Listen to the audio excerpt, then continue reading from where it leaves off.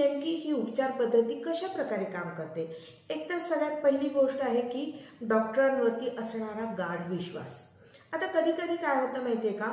डॉक्टरांनी आपल्याला एखादी गोळी दिली आणि त्यांनी सांगितलं की या गोळीमुळे तुम्हाला छान वाटेल, रिलॅक्स वाटेल बरं का, पटकन तुमचा आजार कमी होणार आहे आणि तुम्ही आता एक 2-3 दिवसामध्ये ठणठणीत बरे होणार आहेत, असं सांगून जेव्हा डॉक्टर देतात आणि जेव्हा आपला त्या डॉक्टरवरती पूर्ण विश्वास असतो आणि आपण तो 3 दिवसाचा कोर्स पूर्ण केला की आपल्याला खरोखरच तो आजार एकदम नाहीसा झाल्यासारखं वाटतं.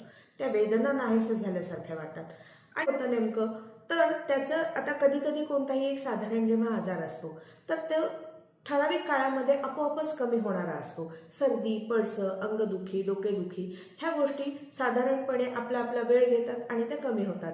कारण आपल्या शरीराचं मेकॅनिझम असतं, स्वतःची एक पद्धती असते की आपल्या आजाराला कंट्रोल करणं किंवा वेदना शमन करण्याची आपली कॅपॅसिटी असते आपल्या शरीराची आणि त्यानुसार ते काम करत असतं.